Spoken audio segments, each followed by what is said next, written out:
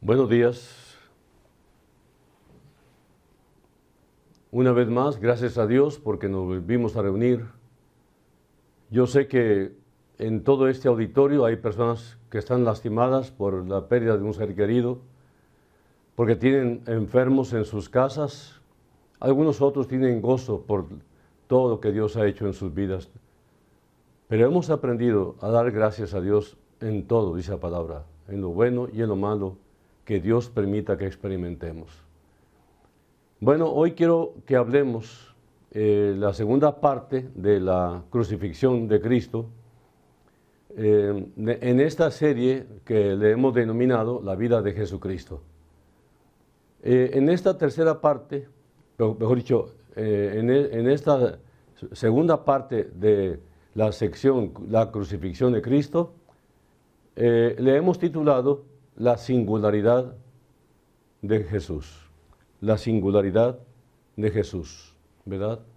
Entonces, aquí vamos a hablar de la muerte del Rey, el Rey de Reyes, nuestro Señor Jesucristo, el cual tuvo la victoria, venció a la muerte y nos dio a nosotros el gozo de poder triunfar también junto con Él por la fe, simplemente, por pura gracia. Es un bendito regalo. Gracias a Dios por todas las plataformas que nos permiten compartir la palabra, respetando sus políticas. Entonces estamos dentro de YouTube, Facebook, Instagram, Twitter, me parece también. Entonces seguimos trabajando con esto y le doy gracias a Dios por todo el staff de producción. Padre, guíanos una vez más, que tu Espíritu Santo nos enseñe el camino de la bendita palabra, para que podamos entender la revelada, para que podamos hallar la parte práctica que podamos poner por obra. Guíanos pues, Señor, y queremos que tu Espíritu, que es el Maestro que siempre hemos invocado, en tu nombre, nos guíe en esta instrucción. Te lo ruego, Padre, en el nombre de Jesús. Amén.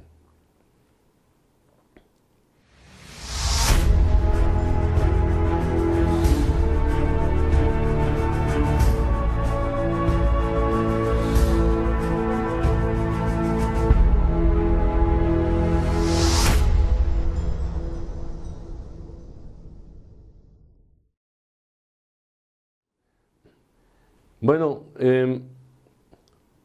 Dios ha sido muy bueno con nosotros, nos ha permitido estudiar profundamente la palabra y ahora estudiaremos el pasaje en relación con la muerte del Rey y podríamos mencionar muchas cosas maravillosas aquí, pero solo haremos énfasis en la singularidad de Jesús. Para esto, quiero mirar a un personaje que se llama Simón de Cirene, que es mencionado en Mateo 27:32, donde dice, cuando salían, hallaron a un hombre de Cirene que se llamaba Simón. A este obligaron a que llevase la cruz. Ahora, ¿quién era Simón de Cirene? Simón de Cirene era un judío que vivía en el norte de África, hoy Libia.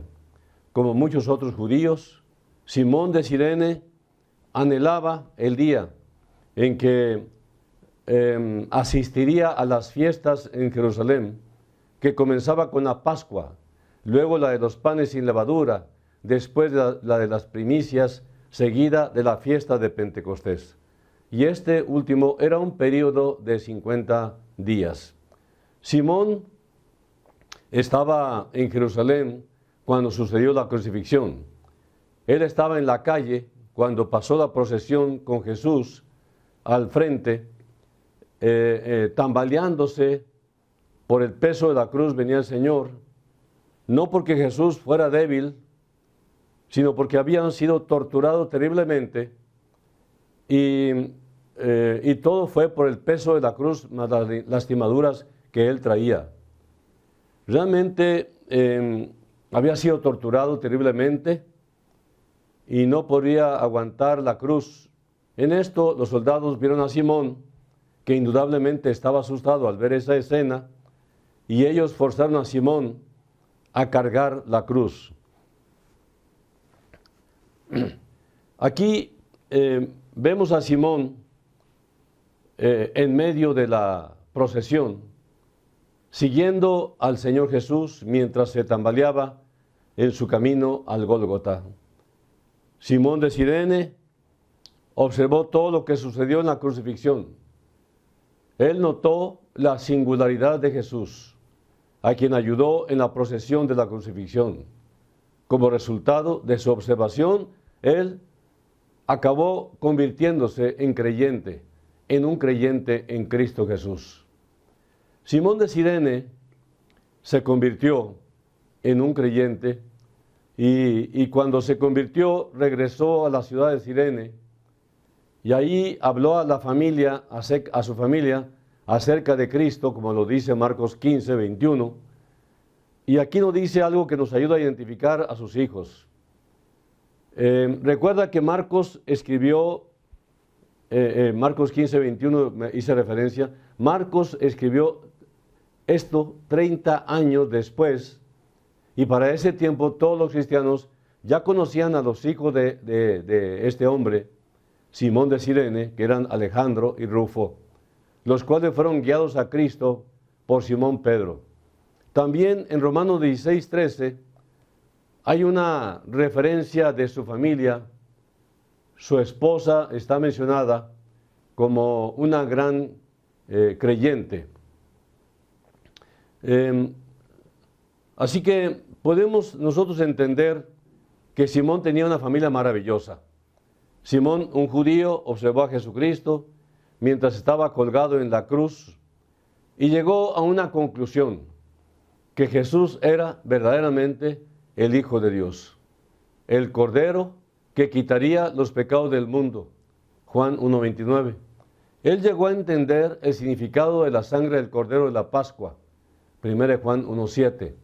Y en ese momento confió en el Señor Jesucristo. Después él regresó a su hogar en Cirene y guió a su esposa y a sus 2 hijos al Señor. Y todos llegaron a ser cristianos prominentes en la iglesia apostólica. También otros observaron la muerte de Cristo ese día. Ellos pudieron observarlo objetivamente. Fueron componentes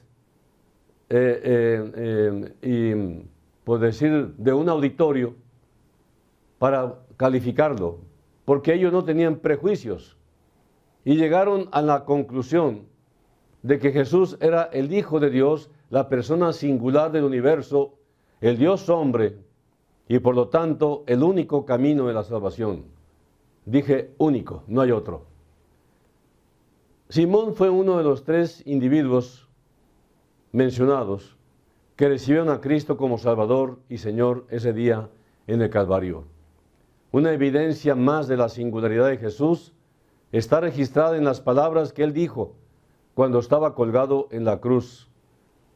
Yo le he titulado Las oraciones de Jesús en la crucifixión.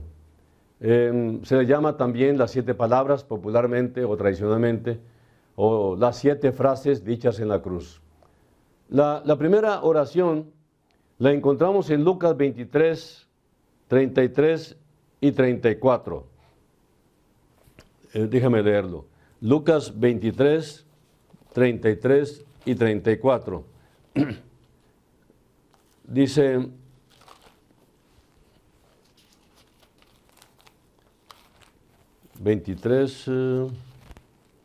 versículos 33 y 34. Y cuando llegaron al lugar llamado de la Calavera, le crucificaron allí y a los malhechores, uno a la derecha y otro a la izquierda. Y Jesús decía: Padre, perdónalos, porque no saben lo que hacen. Y repartieron entre sí sus vestidos, echando suerte. Debemos observar por quiénes estaba orando. Estaba orando por sus enemigos. Es algo impresionante que después del daño que le habían hecho, Él estaba orando por ellos y especialmente por aquellos que estaban perdidos. Jesús abrió su ministerio público con la oración, como dice Lucas 3:1, y lo terminó con la oración. Después de todo, Él era el sumo sacerdote para siempre, conforme al orden de Melquisedec. Salmo 110, 4 y Hebreos 5, 6 al 10. Cuando Jesús estaba en la cruz, no podía visitar a los pobres ni a los enfermos, pero mientras estaba en la cruz, estaba proveyendo para nosotros la salvación y seguía cumpliendo ministerio por medio de la oración. Esto nos sirve de aliento porque si por alguna razón, a causa de algún problema físico, estás incapacitado para proclamar a Cristo como quisieras, puedes tener un gran ministerio por medio de la oración. Esto es lo que Pablo dijo cuando estaba encarcelado en 2 Timoteo 2:9, lo dice. Y esta es una enseñanza también para nosotros porque está diciendo que aunque las circunstancias nos pretendan impedirnos, por ejemplo, estamos en un tiempo terrible, tiempo de la pandemia, ¿no?, del coronavirus, del COVID-19, y estamos viviendo un tiempo de encerramiento todos, es muy difícil que la gente se mantenga encerrada y empezaron a salir y pues con el riesgo de volverse a contagiar. Entonces Dios dice, tú no estás limitado, porque desde tu casa, desde tu lugar donde estás, tú puedes compartir la palabra y las oraciones. Recuerda que la oración eficaz del justo puede mucho. Y esta oración de Cristo recibió respuesta después de su muerte y resurrección. En Hechos 2 está la respuesta, porque el Espíritu Santo viene. En el 3:17, el 4:4 también nos dice en Hechos que hubo respuesta. Ahora, para poder entender las palabras que Jesucristo dijo estando en la cruz, debemos entender que algunas de sus palabras procedieron de su deidad, de su divinidad, y otras palabras de su propia humanidad. Él tenía estas dos naturalezas. Un ejemplo de palabras que vinieron de su deidad son Juan 10:30, Mateo 9:6, y otras palabras fueron dichas en su humanidad. Juan 4:7. Jesús es nuestro sumo sacerdote, y el sumo sacerdote debía ser un hombre. Jesús es el Dios hombre, y como sumo sacerdote estaba orando por los pecadores. El creyente como sacerdote no debe permitir pasar un día sin orar por los que están sin Cristo.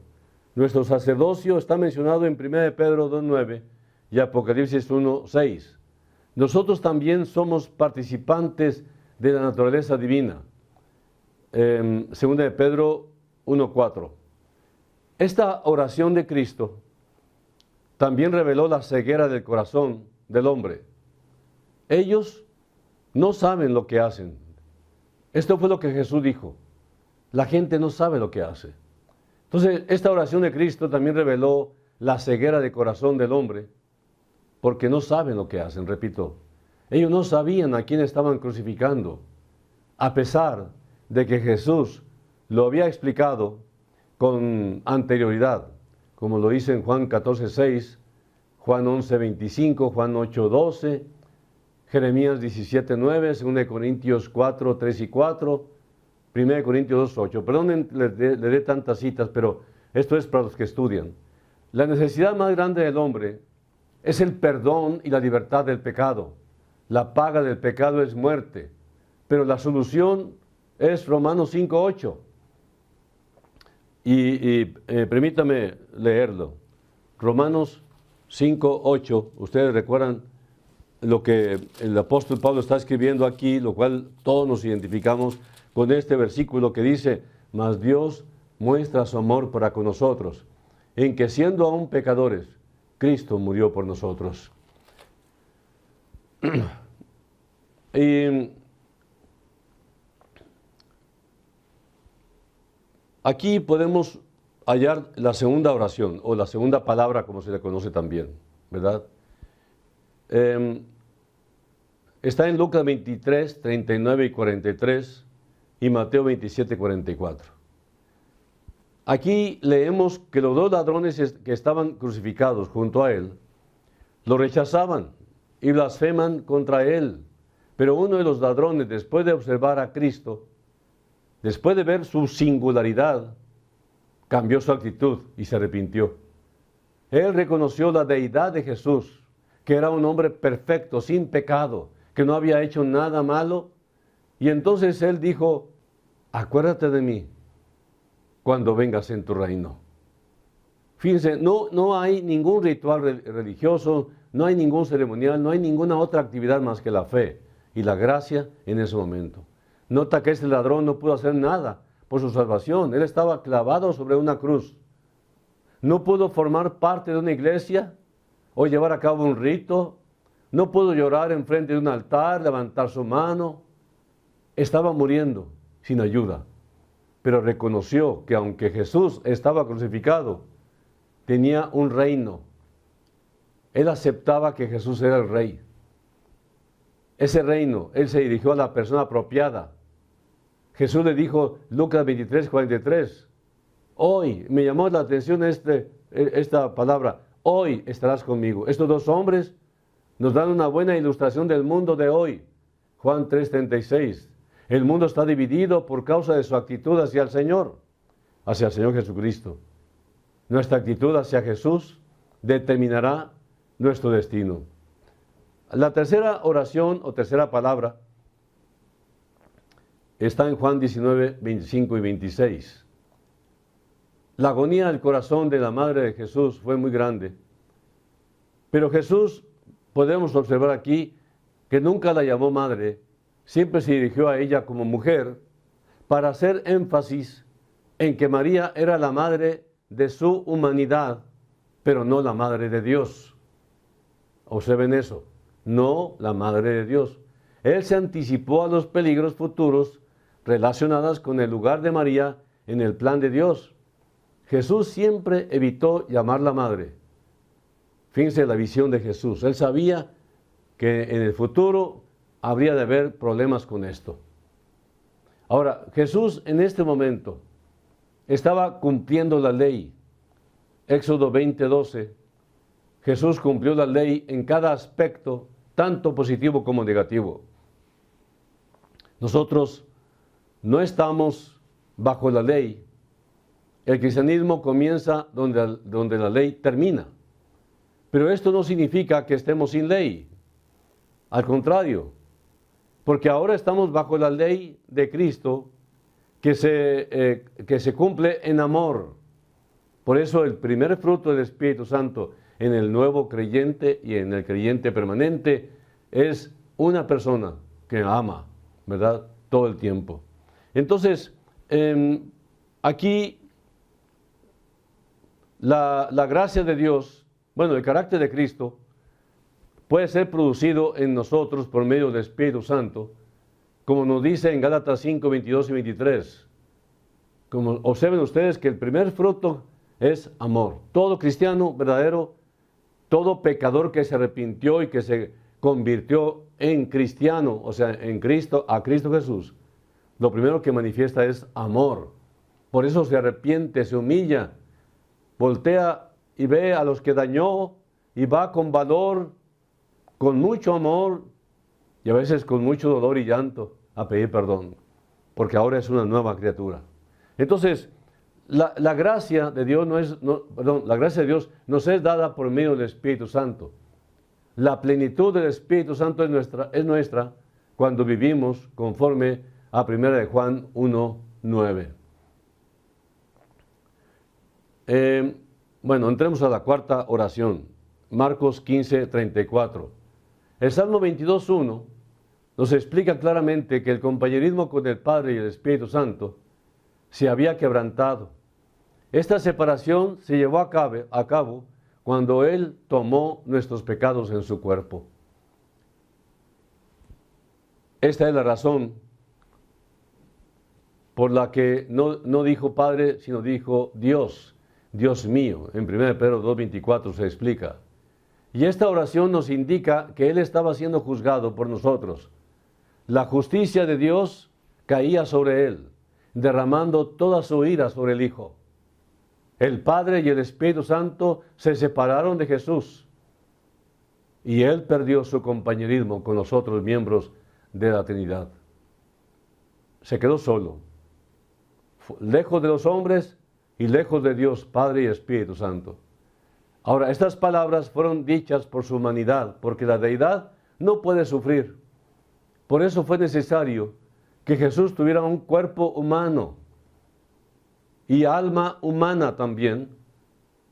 Esto lo recibió de María, humana, porque no hay divina, para poder pagar la pena del pecado. Ahora, la quinta palabra o la quinta oración está en Juan 19:28.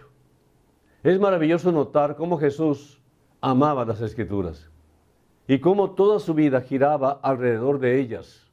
Si Él es nuestro ejemplo, sigamos su ejemplo. Las Escrituras deben ser nuestro deleite. Si es así, dedicaremos mucho tiempo para leerla y memorizarla. Y esta es una de las cosas más importantes para poder cumplir la obra de Dios, porque todo lo que sabemos acerca de Dios es por su palabra.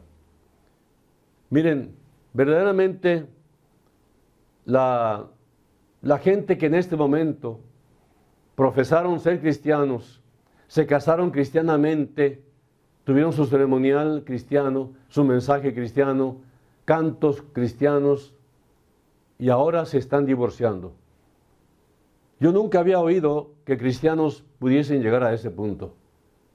En realidad, estas personas que llegan a ese punto de quererse divorciar y que han hecho tóxica su relación matrimonial, esas personas para mí no son cristianos. El cristiano no procede de esa manera.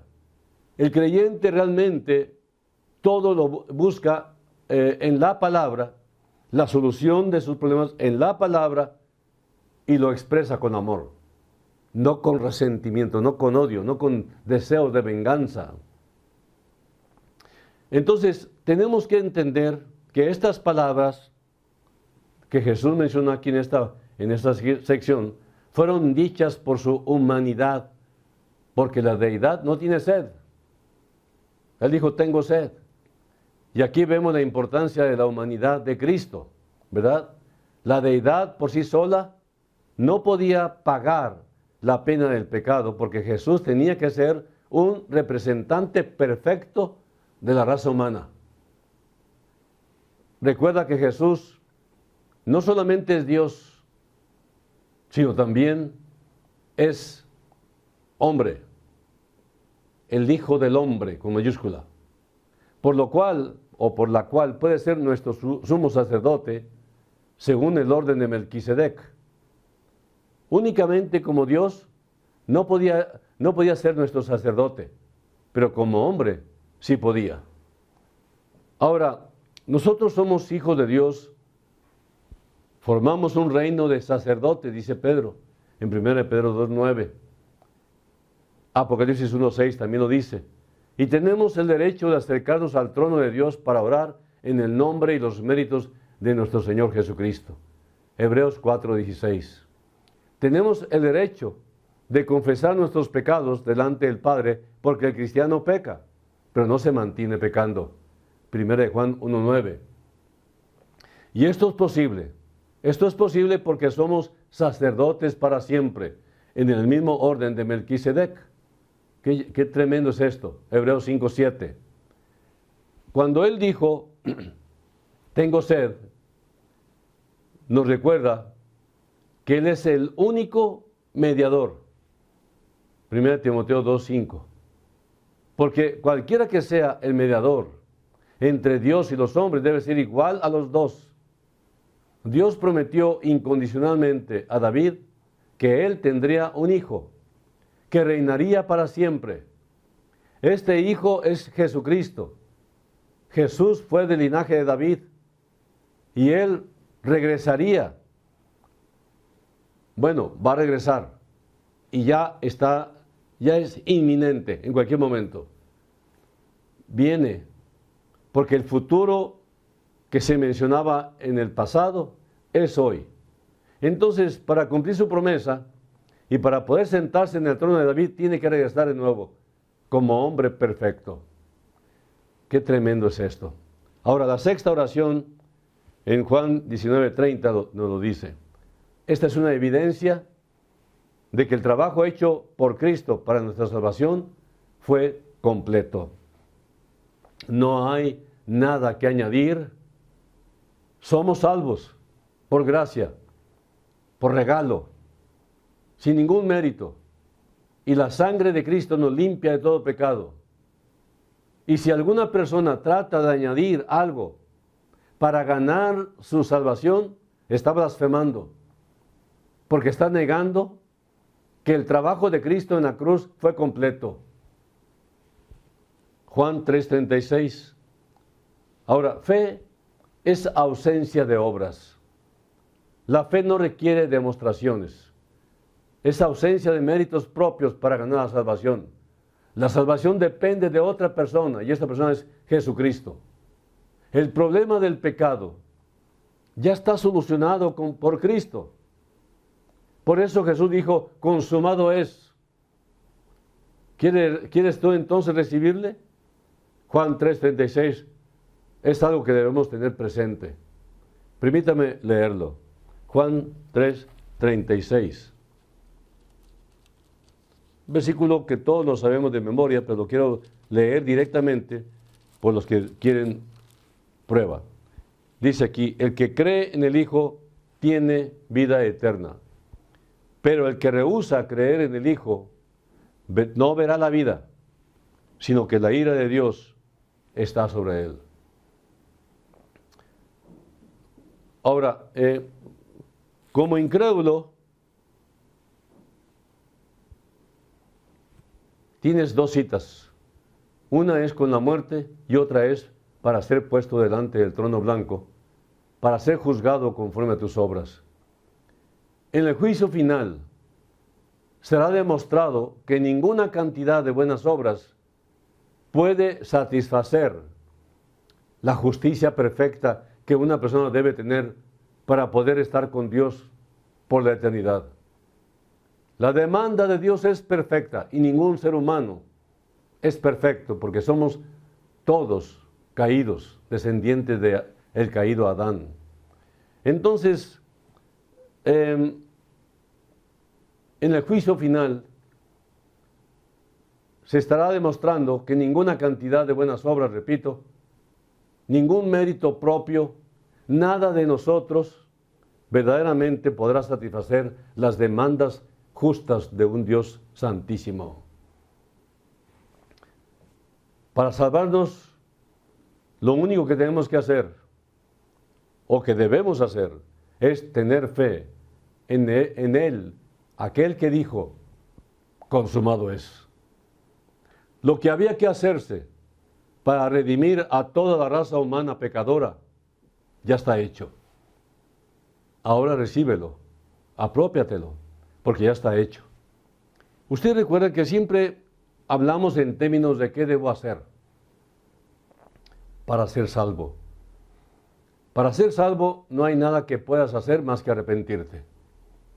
Entregarle tu vida así como está lleno de pecado, porque eres el único que te puede limpiar, que te puede purificar y hacer de ti una nueva criatura, una nueva persona.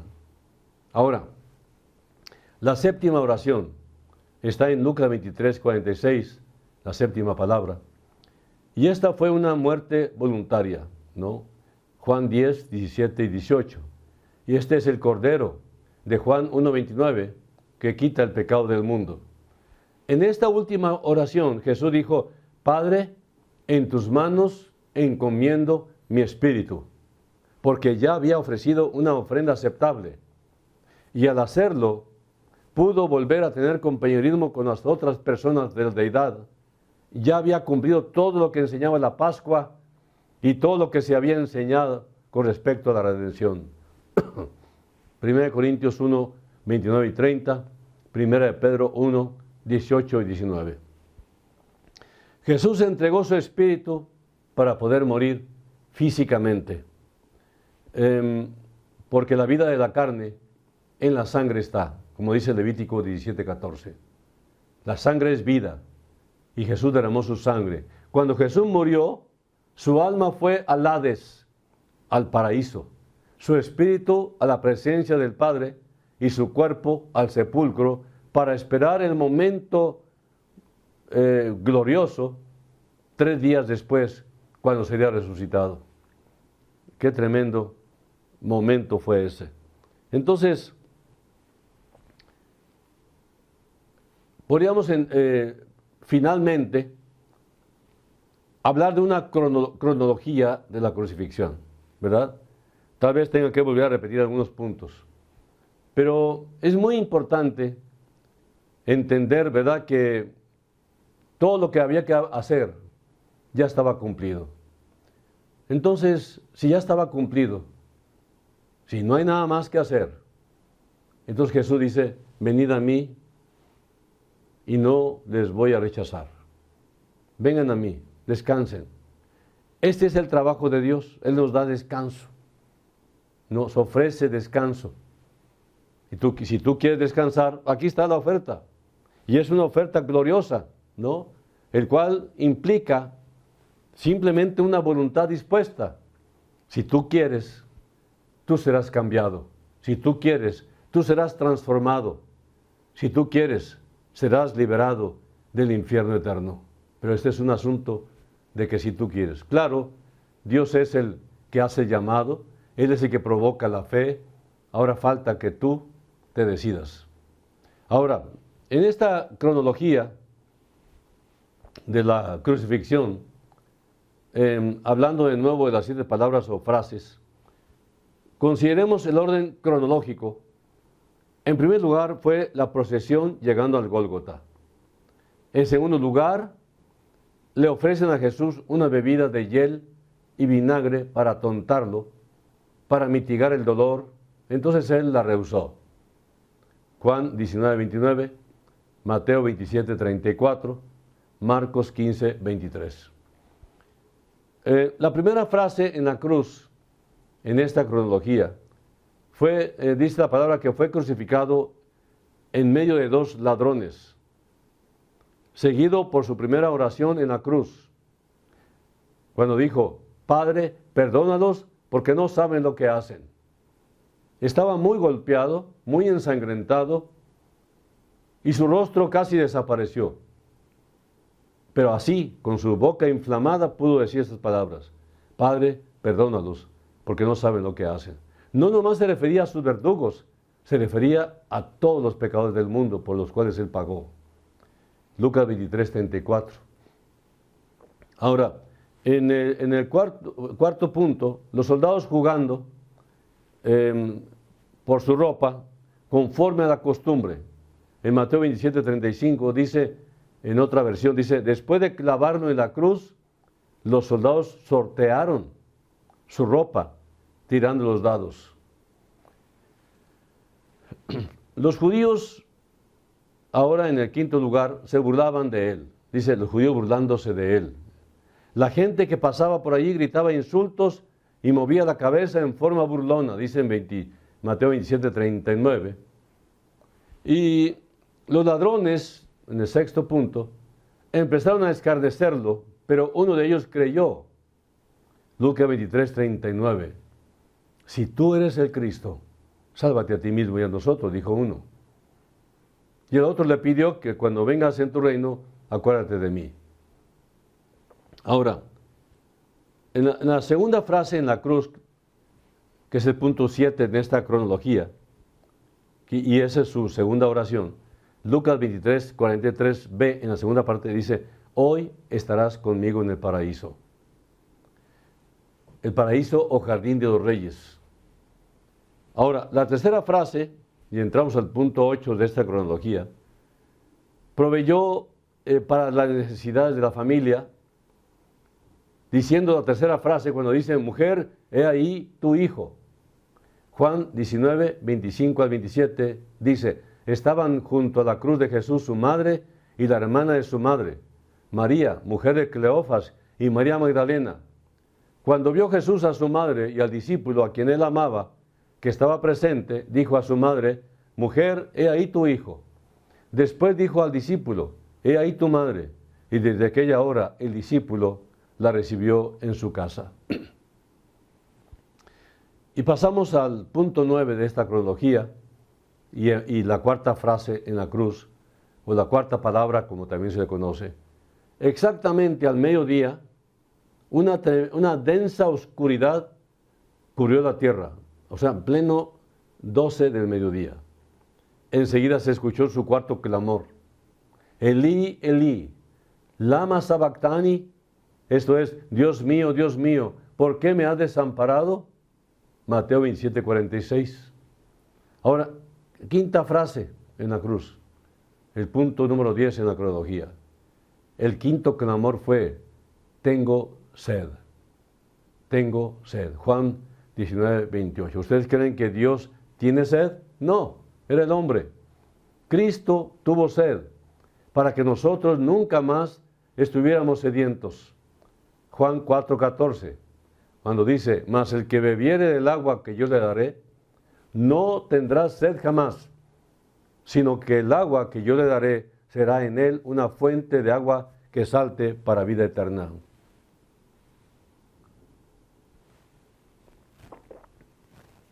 Ahora, sexta frase en la cruz, número 11 en la cronología. El sexto clamor fue: consumado es. Juan 19:30. Cuando Jesús hubo tomado el vinagre, dijo: consumado es. Y habiendo inclinado la cabeza, entregó el Espíritu. Y luego tenemos la séptima frase en la cruz, en el punto 12 de la cronología. Finalmente el séptimo clamor fue: Padre, en tus manos encomiendo mi espíritu. Después de esto entregó el Espíritu. Lucas 23, 46. Entonces Jesús, clamando a gran voz, dijo: Padre, en tus manos encomiendo mi espíritu. Y habiendo dicho esto, expiró. Y aquí termina esta cronología. Ahora, ¿qué repercusiones hubo en la crucifixión? Después de la muerte de Jesús ocurrieron varios milagros. El primero es que el velo del templo, que separaba el lugar santo del lugar santísimo, se rasgó. Este va a ser un tema aparte que la siguiente semana se lo voy a explicar, que se llama el velo roto o el velo rasgado. Ese es el tema de la siguiente semana. Entonces, este velo estaba hecho de muchos materiales trenzados, tenían unos 10 centímetros de espesor por 9 metros de alto y 19 metros de ancho, y Dios lo rasgó para abrir un camino hacia el lugar santísimo. El velo representa a Cristo en su humanidad. Hebreos 10:20. Por su muerte física, Jesús quitó la barrera que existía entre Dios y los hombres. Ahora podemos tener compañerismo con Dios por toda la eternidad. Hebreos 10, 19 y 20. Juan 14, 6. Entonces, aquí podemos observar que la única manera de entrar al lugar santísimo de la presencia de Dios ante su tremenda santidad solamente es a través de Jesús. Por eso Jesús dijo en Juan 14, 6, yo soy el camino, la verdad y la vida. Nadie viene al Padre sino por mí. Entonces el velo representaba el cuerpo de Cristo. Y cuando Cristo murió, el velo se rasgó. Ahora, la segunda repercusión está en Mateo 27, 51b. Fue tan fuerte el temblor que muchas rocas se quebraron. Esto ocurrió después de la resurrección de Jesucristo. Algunos santos del Antiguo Testamento volvieron a vivir para ser testigos de la resurrección de Cristo. Volvieron a vivir y esta fue no una resurrección, la de los santos, porque después de que cumplieron su misión como testigos, estos que habían resucitado volvieron a morir y fueron sepultados nuevamente. En el caso de la resurrección, fue una resurrección genuina. Y esta resurrección genuina, como será, como la de Cristo, es una resurrección para nunca más morir. Y el único que ha hecho eso es Cristo, para nunca más morir. Efesios 4:8, 2 Corintios 12, 1 al 4. Así que todos los que había en el pasado el Señor resucitado, volvieron a morir. Todos aquellos que resucitaron en el pleno momento de la crucifixión, en ese momento ellos verdaderamente volvieron a morir. Entonces todos los que revivieron, los que resucitaron, podríamos decir resurrección o resucitación. Mi maestro decía, bueno, casi es lo mismo, pero podemos decir que fueron resucitados para volver a morir otra vez. Pero Jesús no. Jesús resucitó para nunca más ver muerte. Efesios 4:8 y 2 Corintios 12, 1 al 4, como dije. Ahora, en tercer lugar, el tercer milagro, en Mateo 27, 54, encontramos el momento de la salvación de un centurión. Los oficiales romanos habían sido entrenados para pensar eficazmente estando bajo presión. La Biblia nos muestra a militares romanos recibiendo a Cristo como su Salvador, en Mateo 8:13. En Hechos 10:1 nos habla de un centurión. El centurión era un oficial de 100 soldados y fue el primer gentil, el no judío, que tuvo una iglesia en su propia casa. El centurión que recibió a Cristo el día de la crucifixión fue el que estaba a cargo de las tropas en el monte Calvario. Este hombre observó a Jesús y pensó lógicamente y recibió a Cristo como su Señor y Salvador. Él observó la singularidad de Jesús. Nadie como ese hombre, es lo que pensó este soldado. Y fue la tercera persona verdaderamente que hizo esta observación, que fue salva en el monte Gólgota. En ese día solamente una persona religiosa lo recibió, Simón de Cirene. En la multitud alrededor de Cristo había gente muy mala que estaban gozando con la tortura de Cristo, y solamente una persona más recibió a Jesús, uno de los dos ladrones. Ahora todos los creyentes son hijos de Dios por medio de la adopción y regeneración del Espíritu Santo. Gálatas 4:5, 1 Pedro 1, 4 y 5. Esta es la predestinación que incluye a todos. En otras palabras, Dios dijo, yo ordeno, en otras palabras, que cualquiera que crea en Cristo tenga vida eterna. Dice literalmente en Hechos 13:48, los gentiles, oyendo esto, se regocijaban y glorificaban la palabra del Señor, y creyeron todos los que estaban ordenados para vida eterna. Ahora, quiero aclarar aquí que Dios no predestina o escoge a nadie para irse al infierno o para mandarlo al infierno.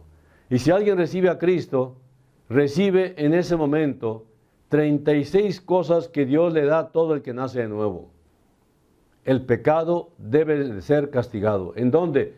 Donde se encuentre. Si se encuentra en la persona, ahí será el ajuste de cuentas. Ahora, ¿qué es pecado? Pecado es cualquier transgresión. Y solamente Dios puede hacer que el pecador camine por el camino señalado por Él. Porque nadie puede cambiarse a sí mismo. Jeremías 13:23. Esta es la razón por la que Jesús debía morir. Salmo 7:11 y Juan 3:36. Ahora, aquí terminamos. Solamente me resta decirles que ningún personaje que está dentro del récord bíblico ha sido salvado aparte de la sangre de Cristo. Ninguno. Desde Adán hasta el último que se menciona en el libro de la Biblia, ninguno pudo haber sido salvo independiente del sacrificio de Cristo. Porque solo la sangre de Jesucristo nos limpia de todo pecado y nos mantiene limpios por toda la eternidad. Así que es importante esta doctrina para que no se tergiverse, para que no se destruya el fundamento. La salvación de los perdidos solamente vendrá por medio de la sangre de Jesucristo, el Hijo de Dios, el Cordero de Dios que quita el pecado del mundo. El único que murió por ti se llama Jesús. El que pagó para que no fueras al infierno fue Jesús. El que derramó su sangre fue Jesús. El que resucitó para darle el sello final, la culminación garantizada de que esto es para ti, fue su resurrección. Fue un trabajo maravilloso. Bien dijo el Señor, consumado es. Es decir, no hay nada más que hacer, sino tomar de lo que ya está hecho. Jesús lo hizo, porque sabía que ningún ser humano, ninguno, puede ser salvo fuera de Cristo. Ninguno. Por cuanto todos pecaron, todos están destituidos de la gloria de Dios. Y todos los personajes de toda la Biblia, que la gente religiosa los ha santificado como si fueran sin pecado, incluyendo a José y María, todos necesitaron a Cristo Jesús si es que iban a ser salvos. La sangre de Jesucristo. Bien dice la misma María en su Magnificat. Ella reconoce a Jesús como su Señor y su Salvador. Por eso es importante que entendamos, ¿salvador de qué? Salvador de nuestro pecado. Ay, amigos, no hay mayor profundidad que esta para entender esta doctrina del perdón, la salvación eterna. ¿Y sabes qué? Completamente gratis. ¿Cómo se oye como comercial, verdad? Pero realmente es gratis. Es un regalo de Dios. Y este es el trabajo del Señor. Venid a mí todos, todos. No está excluyendo a nadie. Y si alguien se excluye, es voluntariamente excluido. Porque Dios ama al mundo de tal manera que entregó al sacrificio a su propio Hijo, Jesucristo. Venid a Él. Jesús mismo dice, he aquí yo estoy en la puerta. Otra vez, tocándote. He aquí yo estoy a la puerta y llamo. Si alguno oye mi voz y abre la puerta, entraré a Él y cenaré con Él y Él conmigo. Yo sé que estás sufriendo por algo. Hay matrimonios que me están oyendo y que me están viendo que tienen problemas muy fuertes. ¿La culpa de quién es? La culpa es del otro, dicen. Pero realmente el problema es que están separados de Dios. No están buscando la solución en la palabra. La palabra es práctica. Nos fue dada como el manual de procedimientos para el ser humano, en todos los sentidos. Y si tú quieres soluciones, esta es la solución. Primero, recibe a Cristo como tu Salvador personal. Y si tú ya lo habías recibido, pero no has vivido de acuerdo a Él, este es el momento, como el hijo pródigo, que dijo, por tanto me levantaré e iré a mi Padre y le diré, Padre, he pecado contra el cielo y contra ti. Ahora, ¿por qué reflexionó esto? Porque él había abandonado al Padre donde estaba todo lo que él necesitaba. Tenía todo bajo la protección de su Padre. Pero él decidió irse de la casa. Padre, dame los bienes que yo necesito, dámelos. Y él se fue de la casa, malgastó todos sus bienes, pero también perdió a todos sus amigos. Porque una vez que se te acabó el dinero, se te acabaron los amigos. Así que el punto es que este hombre regresó después de contemplar a los cerdos y pensar, ¿qué estoy haciendo aquí? ¿Apacentando cerdos? Cuando tengo a mi padre, que tenemos todos los bienes, que tiene todos los bienes, ¿qué tengo que hacer aquí? El trabajo del Señor es recordarte que en la casa del Padre tú tienes todo. No te faltará absolutamente nada. Ese es el trabajo de Dios. Recordarte constantemente que en el mundo solamente tendrás aflicción. Confía en Dios y Él hará, y lo hará pronto. Entrégate. Pero este muchacho, el hijo pródigo, como se denomina en la Biblia, este muchacho no solamente se quedó con la pura reflexión pensando en la casa de mi papá, hay abundancia de pan, y yo aquí perezco de hambre, eso es literal. Por tanto me levantaré e iré a mi padre, fue lo que dijo. Pero no se quedó en esa reflexión solamente, sino que él, dice la palabra más adelante, dice, levantándose y fue a su padre. Levantándose fue a su padre. Y su padre lo recibió con los brazos abiertos y hasta hizo fiesta. ¿Qué estás esperando? Por favor, date esta oportunidad, pruébalo por lo menos. No permitas que tu vida se destruya, porque el único problema del pecado más terrible que puedas experimentar es el orgullo. El orgullo. Vamos a orar. Ahora, Padre, después de este mensaje que espero que haya llegado a los corazones, basta que tu Espíritu, que inició todo esto, lo termine y lo culmine con gran bendición y prosperidad. Te ruego por todos los oyentes, por todos los que se han conectado y por todos los que han hecho referencia de este mensaje, que tu Espíritu Santo los alcance a través de esta palabra. Es lo que confiamos, que tú habrás de completar el trabajo. Así que, Señor, todos nuestros oyentes puedan tener esta oportunidad con repercusiones eternas. De una vez por todas, decirle a Jesús que te reciben en su propio corazón. Padre, gracias por escucharnos y gracias por permitirnos esta oportunidad de aprender más. En el nombre de Jesús te lo pedimos todo. Amén. Eso es todo. Dios les bendiga.